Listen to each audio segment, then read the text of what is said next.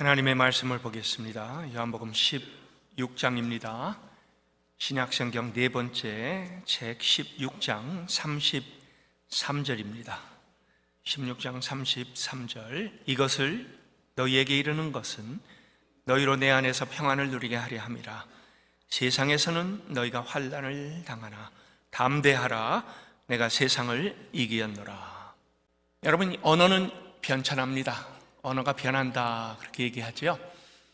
50년 전에 사용했던 그 표현 방법이 아마 오늘은 더 이상 사용이 안 될 수가 있고요. 그 다음에 오늘 사용하는 그러한 그 표현 아니면 또 단어의 의미가 한 20년, 30년 앞으로 지나가면은 또 더 이상 그러한 그 의미가 아닐 수도 있습니다. 의미는 변하고 언어는 변하고, 그 다음에 그것은 또 우리에게 이 새로운 그러한 그 세상을 볼 수 있도록 만들어 줍니다. 근데요, 요즘 젊은 세대에 우리의 세대와 단절됐다 하는 얘기를 우리가 많이 듣지요. 근데 보니까요, 문화의 단절도 분명히 있지만은 그러나 더 시급하고 더 우리가 이 안에서 앞으로 많은 어려움을 겪겠다 하고 내다보는 것은 이 언어의 단절이 아닐까 생각을 합니다. 젊은이들이 쓰는 언어는 우리가 때로는 알아듣질 못합니다. 그들은 언어를 굉장히 줄여서 잘라 하는 유행어를 사용을 합니다. 그리고 그것을 굉장히 좋아합니다. 신조어들을 우리가 계속 살펴보면요, 꼭 암호와 같아요. 그래서 아무리 이해하려고 해도 이해할 수 없는 그러한 그 단어들이 굉장히 많습니다만 자기들끼리는 너무나 잘 알아듣습니다. 갑분싸, 여러분 무슨 의미인지 모르지요? 갑자기 분위기가 싸늘해졌다라는 그러한 그 의미입니다. 사실 자기들끼리 얘기를 하다가요, 조금 어려운 사람이 와갖고 그 대화에 끼어들면요, 그러면 자기들끼리 갑분싸 이렇게 얘기를 합니다. 그리고 이유를 대고 하나둘씩 그 자리를 떠서 다른 데서 이제 모임을 가집니다. 어른이 있기 때문에 분위기가 차가워져도 대꾸도 못하고 일단은 거기서 빠져나가갖고 우리 따로 모이자라는 그러한 그 은어로 사용이 된다라고 합니다. 처음 만나면 뭐라고 합니까? 만반잘부. 이거는요, 만나서 반가워, 잘 부탁해의 준말입니다. 우리가 어떻게 알겠어요? 근데 자기들은 이것을 아주 자유롭게 사용을 합니다. 그 다음 군싹 하면은 군침이 싹 돈다, 음식을 보면서. 그러면서 이렇게 표현을 한다고 해요. 복세 편살, 복잡한 세상 편하게 살자. 참, 이 젊은이들이 만들어내는 그 신조어 속에는요, 그들의 세계관이 담겨 있고, 그 다음에 그들의 요즘 가치관과 그 다음에 어떻게 생각하는가, 이 모든 것들이 다 함축되어 있습니다. 근데 이 신조어를 보면서요, 제 눈에 가장 많이 들어왔던 것이 뭔지 아세요? 인싸. 물론 이것은 영어에서 이제 비롯된 건데 한국에서는 여전히 부담 없이 사용을 합니다. 우리라는 말이에요. 인싸. 그리고 그 다음에 outsider, insider, outsider를 얘기하는데요. 아싸 그러면은 저 밖에 있는 사람들, 즉 우리 안에 안에 있는 우리의 소속된 사람, 우리와 같은 마음을 가진 사람, 그리고 우리와 동일하게 생각하는 사람, 즉 자기들끼리 인싸 그러면은 말이 통하는 사람들 이렇게 얘기하고요, 말이 안 통하는 사람을 안싸라고 그렇게 얘기한답니다. 근데 저는 오늘 여러분들과 인싸에 대해서 같이 한번 생각해 보기를 원합니다. 젊은이들이 말 그대로요, 우리는 예수 그리스도 안에서 예수에 속한 사람, 인싸, 그리고 예수 안에 예수님께서 함께 우리에게 허락하시는 놀라운 은혜가 분명히 있습니다. 그래서 이러한 그 인싸의 그 귀한 은혜가 우리 모두에게 임하는, 그리고 그 말씀으로 여러분 마음에 다시 한번 확인시켜주는 그러한 그 시간이 되기를 바랍니다. 우리 의학 용어로 뉴로 커플링이라는 그런 그 말이 있습니다. 좀 더 쉽게 얘기하면요, 브레인 커플링이죠. 두 개의 뇌가 서로 일치되는 그런 그 현상을 얘기합니다. 예를 들게요, 부전자전. 아버지, 그 아버지의 그 아들이다라는 그런 그 얘기, 아니면은 아들이 점점 아빠를 닮아간다라는 그런 그 얘기를 여기서 그렇게 표현을 합니다. 같은 생각, 같은 가치, 그리고 결정을 해도 동일하게 그렇게 이 결정을 하기 때문에 뉴로 커플링이다. 근데 이 뉴로 커플링이 어디에서 제일 많이 일어날까요? 사실은 부부입니다. 같이 살다 보면요, 서로 닮아간다라고 그렇게 얘기합니다. 말을 안 해도 같은 방향으로, 그리고 말을 안 해도 같이 생각하고 같이 결정하고, 나중에 보면은 그것이 부부의 한 마음이 된 것을 우리가 확인을 합니다. 그래서 ESP라는 영어 단어가 있죠. Extra Sensory Perception. 물론 우리말로 하면요, 텔레파시가 통한다라고 그렇게 얘기합니다. 예, 서로 말을 안 해도 알고 그 다음에 뇌파가 서로 통한다라는 그런 그 얘기입니다. 묻지 않아도 상대가 무엇을 원하는지 아는 그런 그 상태가 되었다. 저는 이때로요, 제 아내가, 제가 이제 식당에 늦게 도착을 했는데 메뉴를 보고 미리 저한테 묻지도 않고 그냥 결정을 해버립니다. 근데 마음이 편해요. 왜요? 제가 뭘 아는지 워낙 잘 알고 있기 때문에요. 제가 아마 도착해서도 꼭 그것을 선택을 했을 겁니다. 언제는 이 집에 저녁에 오면요, 제가 그날 꼭 먹고 싶은 것이 있었는데, 근데 와보면 그것이 딱 상에 차려져 있어요. 여러분, 이 마음의 감동 아마 여러분 아시나요? 예, 어떻게 내 마음을 이렇게 알았지? 그리고 어떻게 이렇게 준비를 해놨지? 이게 이제 우리는 뉴로 커플링, 아니면은 부부가 한 마음으로 함께 간다라는 그런 그 얘기입니다. 사실 어떤 때는요, 제 아들도 그런 때가 있어요. 큰 결정을 할 때요, 아빠라면은 이것을 어떻게 결정을 했을까 생각을 한답니다. 그리고 결정을 해요. 그리고 저한테 전화가 옵니다. 제가 칭찬을 해줍니다. 맞아. 그러면서 저도 한 번씩 생각을 해보지요. 예전에 제가 제 아버님이라면은 어떻게 결정을 하셨을까? 그리고 이 결정을 했던 적이 있거든요. 그래서 이런 식으로 참 사람은 닮아가고 따라가고 그 다음에 내가 하나가 되어가는 그러한 그 일들. 근데 여러분, 이거보다 더 중요한 것을 성경은 우리에게 얘기하고 있습니다. Divine Coupling, 즉 예수님의 그 뇌와 우리의 뇌가 하나가 된다라는 거죠. 아니, 그거보다 더 중요한 건요, 예수님의 삶과 예수님께서 가졌던 그 가치와 예수님께서 지향했던 그 모든 방향 하나하나가 우리의 것이 되고, 우리가 점점 갈수록 예수님과 하나가 되어간다. 그래서 이건 디바인 커플링이다, 그렇게 얘기를 합니다. 디바인 커플링은 우리의 삶에 있어서 굉장히 중요합니다. 왜요? 우리의 삶의 모든 방향이 바로 예수 닮기 원하네. 그리고 예수가 우리 마음속에 막 채워지기를 원하네. 우리 다비다 전도회 앞으로 조금 이따가 그 찬양을 할 텐데요, 여러분, 이것이 우리의 삶에 있어서 적극적인 우리의 삶의 목표가 됩니다. 그래서 이 바울은 그것을 그리스도의 심장이라 그렇게 표현했습니다.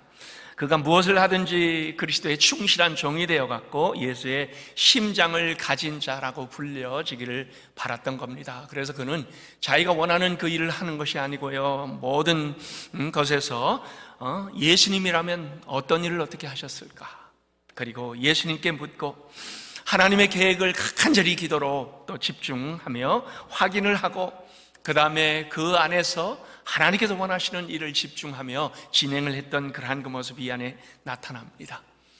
하나님의 마음에 드는 일을 하게 되면요, 여러분, 사실 다 끝나는 거죠. 정말 이 하나님께서 우리에게 원하시는 일을 우리가 감당한다면요, 그걸로 있어서 우리에게는 생애 최고가 되는 겁니다. 하나님의 영광을 하나님 제가 보게 하여 주옵소서, 그 일에 쓰임받게 하여 주옵소서, 이렇게 기도하는 여러분 될 수 있기를 바랍니다. 예수님께서 십자가를 지시기 전에요, 세상에 남아있는 제자들에게 주시는 말씀이 바로 오늘 우리가 읽은 이 말씀입니다. 요한복음에 보면요, 십자가에 대해 훨씬 더 많은 그러한 그 액면을 할애를 했습니다. 왜요? 그만큼 예수님의 죽음은 요한에게 있어서는 굉장히 중요한 겁니다. 그리고 예수님께서 십자가를 지시는 것만이 아니라 그 이후에 이루어질 교회의 사건에 대해서도 요한은 굉장히 중요하게 다뤘습니다. 오늘 우리가 보면 예수님께서요, 오늘 이 9절만이 아니고 15장도 그렇고 16장도 그렇고 그 다음에 또 17장은 기도입니다. 기도 속에도 담겨 있습니다. 예수님께서 내가 이제 너희를 떠날 것이다, 그리고 너희를 위하여 성령을 보내주실 것을 약속을 했습니다. 근데 제자들은요, 예수님께서 이 떠날 것이라는 것이 마음에 엄청나게 걸렸습니다. 왜요? 아무리 내가 떠나면 너희를 위하여 보혜사 성령을 보내주겠다라고 했지만요, 그러나 그 성령님의 실체가 어떤지도 전혀 감에 잡히지가 않아요. 눈에 보이지가 않아서 갑갑하지요. 근데요, 예수님께서 떠나가신다, 이제 더 이상 우리와 함께 계시지 않는다 하니까 얼마나 마음으로 두려움이 쌓였겠어요. 미래가 막막합니다. 우리 어떻게 살아갈까 전혀 감이 잡히지가 않습니다. 그런 제자들에게 예수님께서 뭐라고 또 말씀을 하신지 아세요? 위로의 말씀보다는 오히려 경종의 말씀을 주십니다. 세상이 너희를 미워할 것이다. 세상이 너희를 핍박할 것이다. 심지어는 죽이려고 하는 일들도 일어날 것이다 라고 하셨습니다. 그렇지만 거기에서 끝나지 않았습니다. 그 일이 일어날지라도 너희는 실족하거나 두려워하지 말라. 왜요?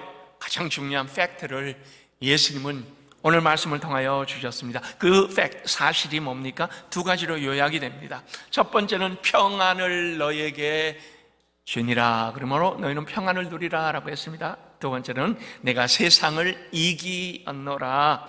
이 두 가지가 오늘 말씀의 요지입니다. 자, 첫 번째 우리 평안을 누리라 라고 예수님께서 하신 말씀 한번 보십시다.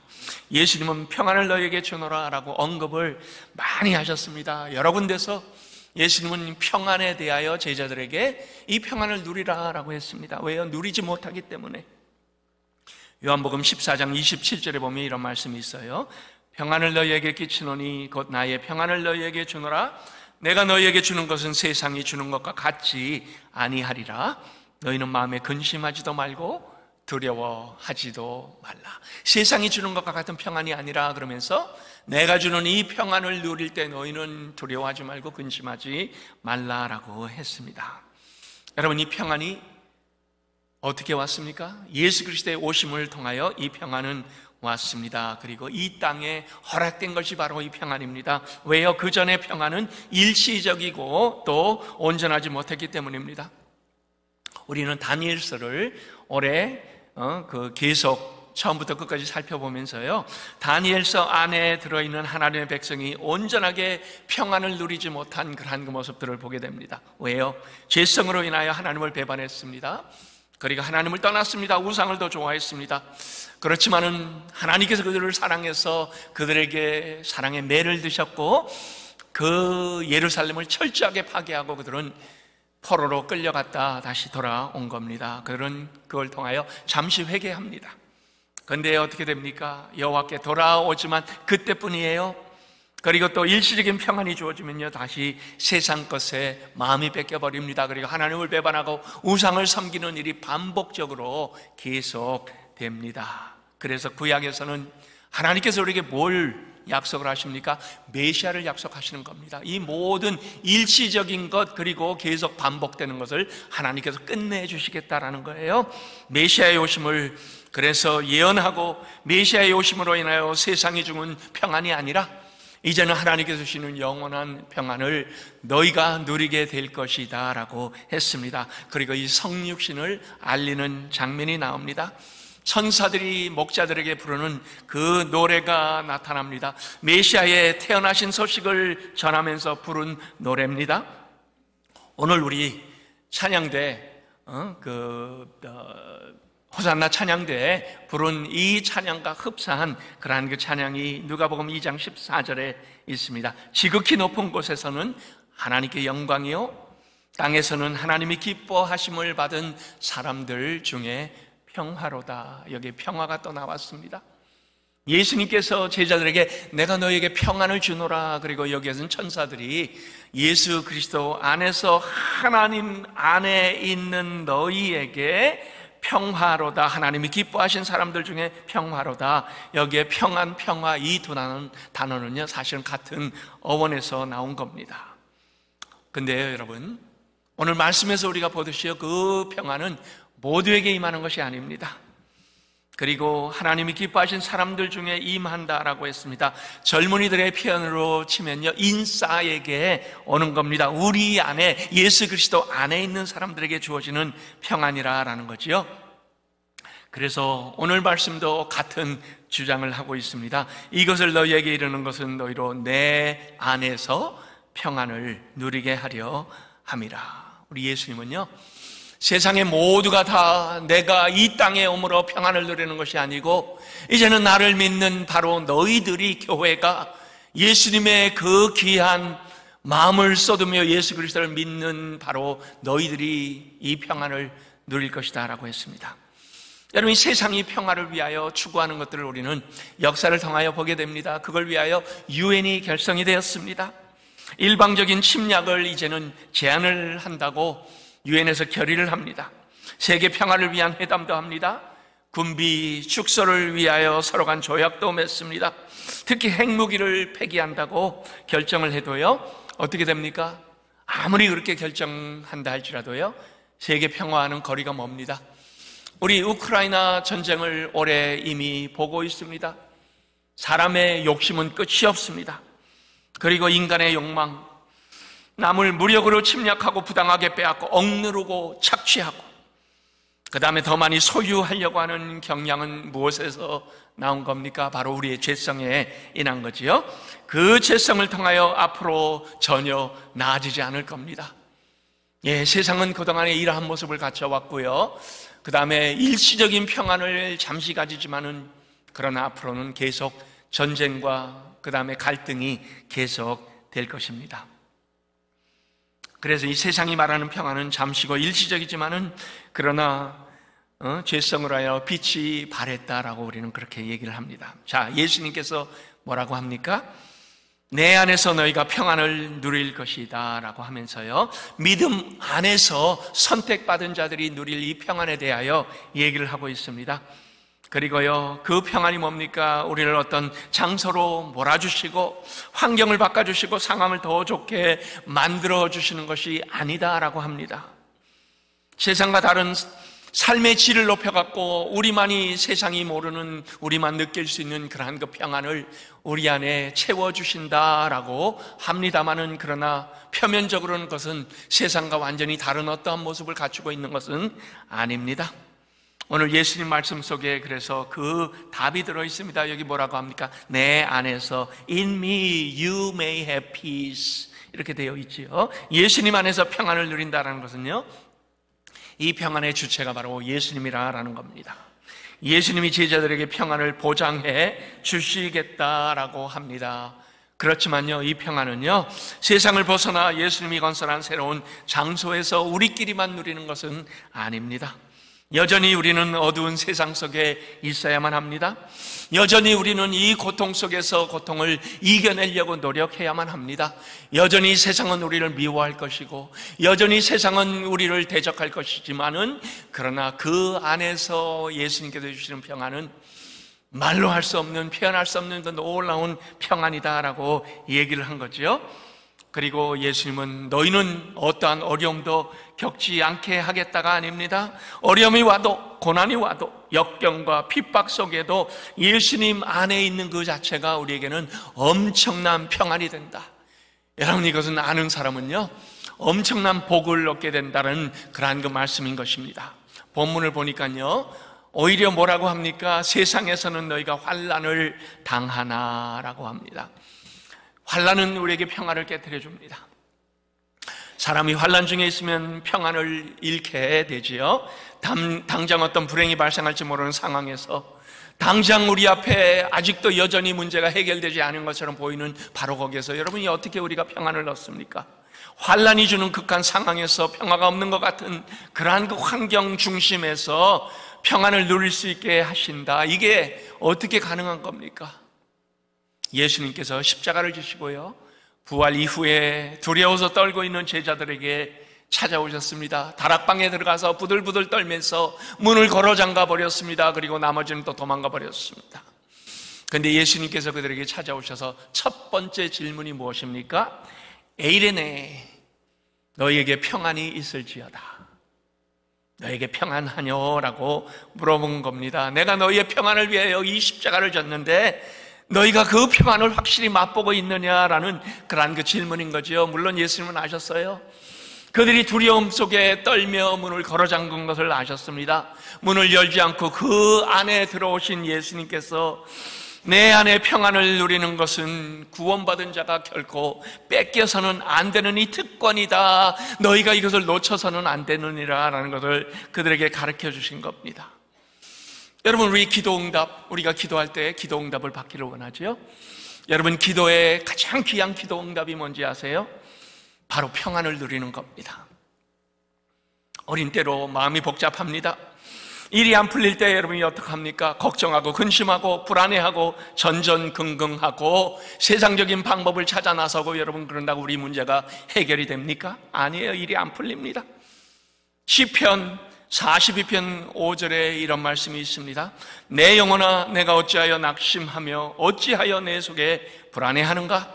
너는 하나님께 소망을 두라. 그가 나타나 도우심으로 말미암아 내가 여전히 찬송하리로다. 여기에 낙심한다라는 말이 있습니다. 낙심이 뭡니까? 마음이 떨어졌다는 거예요. 마음이 무너졌다, 마음이 절벽에서 떨어져 그 다음에 기운을 잃어버렸다라는 그러한 그 상태를 얘기합니다. discouraged, 즉 용기를 잃어 더 이상 움직이지 못하고 주저앉아 버린 그러한 그 상태를 얘기하는 겁니다. 불안하다, 이것도 마찬가지예요. 확신이 상실된 심리적인 상태를 얘기합니다. 그래서요, 이제는 안정되지 못했습니다. 심장 박동이 거세져 더 이상 집중할 수 없습니다. 뭘 할 수가 없는 그러한 그 상황으로 몰아쳐 갑니다.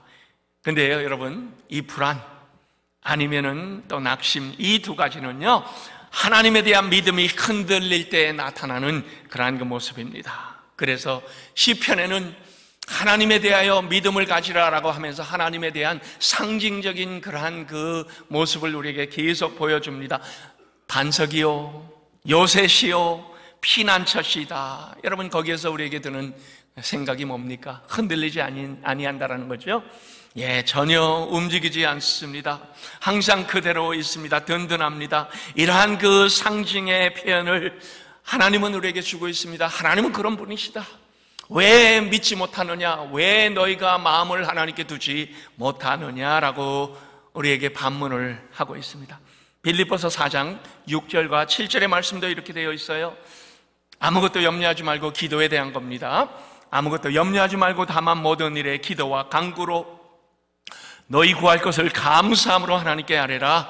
그리하면 모든 지각에 뛰어난 하나님의 평강이 그리스도 예수 안에서 너희 마음과 생각을 지키시리라. 여러분, 기도하고 나면요, 평안이 우리 마음을 채워야 그것이 진짜 신앙이고 그것이 진짜 기도 응답입니다. 우리의 기도한 것에 대하여 어떤 때는 응답이 늦을 수가 있어요. 어떤 때는 하나님께서 노하실 수도 있습니다. 그러나 일단 기도할 때 하나님은 우리의 마음에 평안으로 채워주십니다. 그리고요, 그 평안을 통하여 문제도 서서히 해결시켜 주시고, 그것보다 더 중요한 굳건한 믿음이 더 강해지도록 만들어주는 겁니다. 최근에 저는 환우들을 신방하는 일이 잦아졌습니다. 수술을 앞둔 환우도 계시고요, 병원에 또 아파 누워있는 분을 신방을 가기도 하고요, 수술 후에 집에서 회복하는 분도 찾아뵙습니다. 그때마다 가서요, 마음에 평안을 주는 말씀으로 대신합니다. 그러면서 제가 붙입니다. 이거는 목사의 말이 아닙니다. 이건 하나님의 말씀입니다. 이 말씀으로 힘이 되시고, 이 말씀으로 평안을 얻으시고, 이 말씀으로 일어나시기를 바랍니다. 그러면요, 굉장히 힘을 얻습니다. 지난 금요일에요, 전영식 집사님 병문안을 갔었습니다. 90세 연세로요, 하나님의 부르심을 받으셨지요. 금요일 오후에 갔습니다. 병원에 신방을 갔는데요, 말씀을 우리 전영식 집사님께 드렸는데요, 반응을 하셨어요. 아멘으로 응답을 하셨습니다. 그 아픈 중에도 아멘으로 응답하셨어요. 그리고요, 그분이 뭐라고 하는지 아세요? 목사님, 내일이면 집에 갑니다. 저는 진짜인 줄 알았어요. 근데요, 내일이면 집에 갑니다. 우리 아버지 집으로. 그 다음날 새벽에, 즉 어제 새벽에 하나님의 부르심을 받았습니다. 우리 전영식 집사님은요, 오케스트라를 창설하는데 아주 귀하게 쓰임을 받으셨습니다. 오늘도 이제 오케스트라를 제가 이렇게 바라보면서요, 집사님의 빈자리가 얼마나 커 보이는지요. 근 30년 가까이 클라리넷으로, 그리고요 연세가 드시면서 점점 눈이 어두워지셨습니다. 잘 안 보이셨어요. 제가 이 가까이 가서 손을 잡고 누구라 얘기를 해야만 저인 줄 알았습니다. 근데요 오케스트라에서 좀 귀하게 섬기실 때요 악보를 크게 쓰셔갖고, 그래서 그것을 순간순간마다 하나님께 찬양하고 예배에 또 귀하게 섬김을 받는데 사용을 받는 그 모습을 보면서요, 그러면서 얼마나 하나님 앞에서 이 기쁨을 온전하게 표현하신 분인가 하는 것들을 알게 되었습니다. 우리 전영식 집사님 저의 마지막 모습은 바로 이 평안입니다. 침대에 누워서 저의 손을 붙잡고 저에게 목사님 내일이면 집에 갑니다. 우리 모두 예수님 안에서 이 인싸가 되어 하나님 안에 있는 그러한 그 귀한 하나님의 사람들이 되어 평안을 누리는 귀한 은혜가 우리 영생의 모든 가족들 위해 임하시기를 예수 그리스도의 이름으로 축원합니다. 두 번째로 우리 예수님께서 팩트로 우리에게 주신 것이 뭡니까? 내가 세상을 이기었노라 그러므로 담대하라입니다.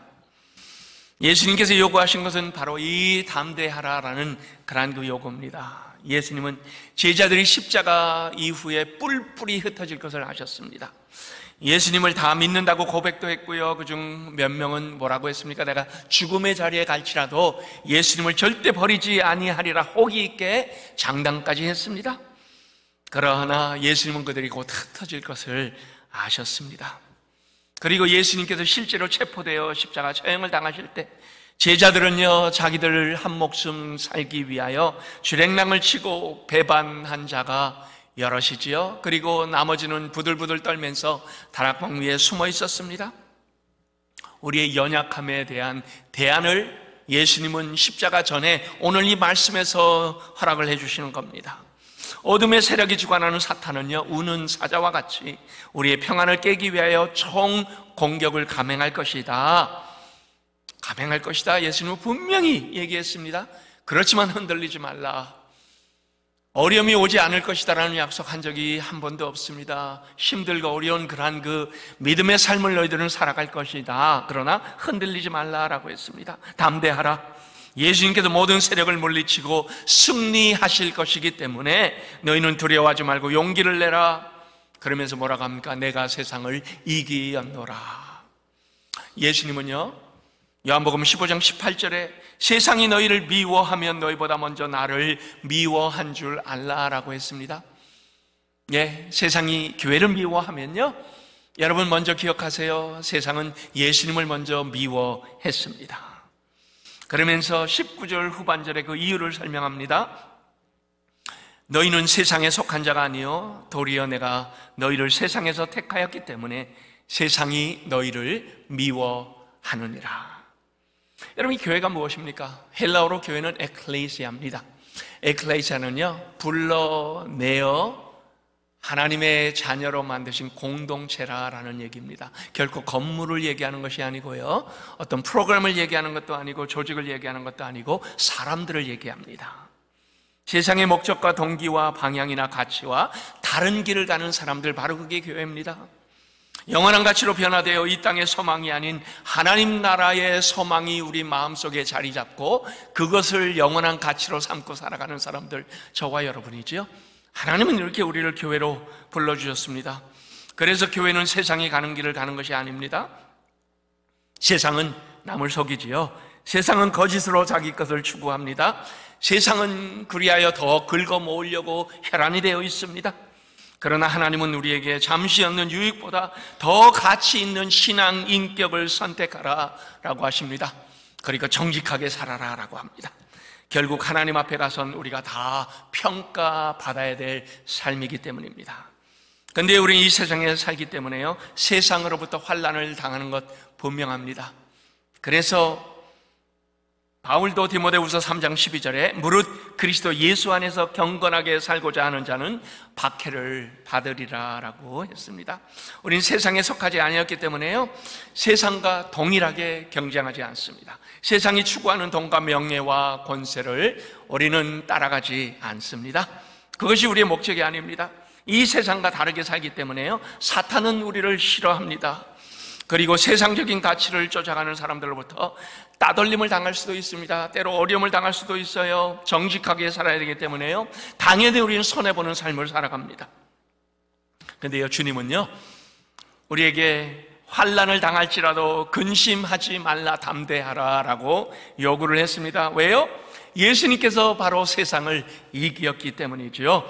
그리고요, 그 모든 승리는 예수님의 승리가 아니고 바로 너희의 승리란다. 예수님께서 성령을 우리에게 주시고요, 성령은 그것을 우리에게 깨닫게 합니다. 세상이 힘이 들어요, 어려워요. 아무리 세상이 우리를 끌어내리려고 해도요, 우리 안에 있는 성령이 너희는 승리자라는 것을 순간순간마다 확인시켜주기 때문에요, 그래서 그분이 우리 안에 거하시며 동일한 이김을 주신다라고 했습니다. 요한일서 5장 4절이지요. 무릇 하나님께로 난 자마다 세상을 이기느니라. 세상을 이기는 승리는 이것이니 우리의 믿음이니라. 여러분, 우리의 승리가 뭐예요? 하나님을 향한 믿음입니다. 믿음이 세상을 이기는 비결이라고 합니다. 즉, 우리의 노력으로 세상을 이기는 것이 아닙니다. 훈련으로 내성을 쌓아 이기는 것도 아닙니다. 많은 성경적인 지식을 우리 머릿속에 넣고 그 다음에 이 세상을 이기는 것도 아닙니다. 예수님을 믿는 믿음, 매일매일 예수님과의 교제, 매일매일 기도하며 예수님 안에 있는 예수님께서 인도하시는 그 귀한 손길 따라가는 것, 이것이 바로 우리의 영적인 힘을 공급해 주시고 우리에게 승리를 가능하게 해 주신다라고 했습니다. 여러분, 우리가 예수님 안에 이 평안을 누리기 위하여 무엇을 해야 됩니까? 예수님께서 담대하라라고 했습니다.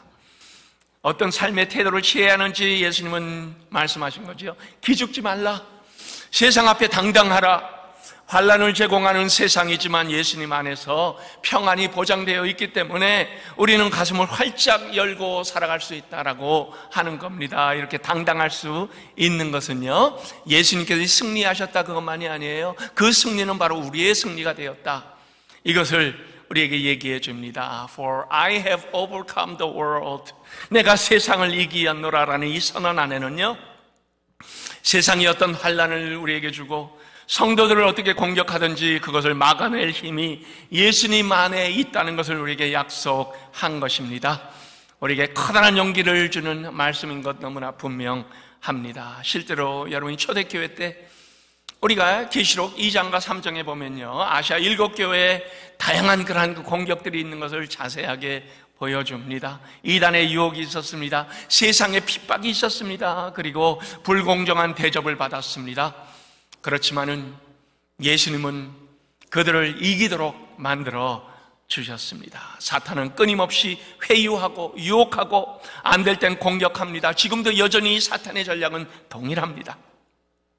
그러나 예수님은 그런 세상 앞에서 내 안에 있는 정체성을 확인할 때, 너희가 내 안에 있는 그 우리라는 그러한 인싸, 이것을 확인할 때 담대하라라고 했습니다. 요한복음 10장 28절 29절의 약속이지요. 내가 그들에게 영생을 주노니 영원히 멸망하지 아니할 것이요 또 그들을 내 손에서 빼앗을 자가 없느니라. 그들을 주신 아버지는 만물보다 크심에 아무도 내 아버지 손에서 빼앗을 자가 없음이니라. 하나님 손에서 우리를 빼앗지 못했다라고 합니다. 그리고 우리 매일의 삶에서 우리는 이것을 누릴 수가 있습니다. 지난주에 우리 시니어 학교에 은혜 합창단 헌금성이 있었습니다. 행복, 이것이 행복이라오. 여러분, 근데 이 행복은요, 어떻게 옵니까? 모든 것이 편할 때 오는 것이 아닙니다. 그 찬양 안에 담겨 있는 것, 환난을 당해도요, 억울함을 당해도 눈물 날 일도 많지만 그러나 기도하며 참아내는 것, 그리고 주님 바라보며 이겨내는 것, 그것이 바로 행복의 비결이라고 얘기하고 있습니다. 그것은 매일 영적인 훈련으로 가능한 겁니다. 세상이 알 수 없는 하나님의 선물, 바로 하나님의 자녀로 살아가는 것이 행복이라오. 그리고 그 행복은 우리 모두가 다 가지고 있습니다. 결론을 내겠습니다. 지난 금요일 여러분 대한민국 엄청나게 아마 외쳤을 겁니다. 저도 그랬습니다. TV 앞에 앉아갖고요, 얼마나 마음을 졸이다가 또 기뻐하다, 이것이 반복이 되는 과정을 거쳤는지요. 그리고요, 엔돌핀이 아마 많이 배출됐을 거예요. 밥만 먹어도 그날은 배가 부르대요. 그냥 구름 위에 두둥실 떠 있는 것 같은 그러한 그 기분이 듭니다. 희열. 아마 이 감격은요, 한국인이 아니고서는 느낄 수 없는 그러한 그 감격입니다. 매스컴이 기적이라 그렇게 표현하지만요, 저는 이것이 정당한 선수들의 노력의 결실이고요, 포기하지 않은 불굴의 정신의 열매라 그렇게 생각을 합니다. 한국인인 것이 얼마나 자랑스러웠는지 아세요? 제 자녀들이요, 다 LA에 지금은 살고 있는데요, 새벽같이 일어나서 그걸 봤어요. 한국에 한 번도 살아보지 아니한 친구들이요, 인도네시아에 있을 때 아니면 말레이시아에 있을 때 우리가 한국 게임만 하면은 TV 앞에 앉아 같이 응원하던 그것이 기억나갖고 자기들도 같이 응원을 했다 그렇게 얘기를 합니다. 여러분, 이렇게 우리가 모두 같이 승리의 기쁨을 누리는 것은 왜 그렇습니까? 한국인의 정체성이 우리 안에 있기 때문입니다. 우리가 한국인이라는 그 피가 우리 안에 흐르고 있기 때문에요, 여러분, 이 국가대표 팀을 위해서 우리가 한 것은 아무것도 없습니다. TV 앞에 앉아서 그냥 응원한 것밖에는 없습니다. 그들 잘 되라고 마음으로 열심히 응원해 준 것. 근데 이렇게 기쁠 수가 있나요? 마찬가지죠. 예수님께서 십자가에서 승리하실 때 우리가 거기에 보태준 것은 아무것도 없습니다. 그러나 예수 안에 있기 때문에, 우리의 정체성이 예수 안에 들어있기 때문에, 바로 인싸이기 때문에 너희는 내 안에서 평안을 누리라. 바로 예수님께서 우리에게 주신 이 귀한 평안은요, 예수님 밖에 있는 사람들은 누리지 못하는 평안입니다. 아마 중국 사람들은요, 한국인이 느끼는 이 귀한 희열을 느끼지 못했을 거예요. 2002년에 한 번 월드컵에 가서 그것도 골도 하나 못 넣고 다 졌고, 그 다음부터 한 번도 월드컵에 나가지 못한 13억의 국민들이 가장 부러워하는 것. 근데 우리는 한국인이기 때문에 그것을 느끼고 누리고 또 기뻐합니다. 동일합니다. 우리가 크리스찬이기 때문에 예수 안에서의 이 귀한 십자가의 승리를 누리고 기뻐하고, 또 우리의 삶에 접목하며 아름답게 하나님 안에서 승리하는 우리 모두가 될 수 있기를 예수 그리스도의 이름으로 축원합니다.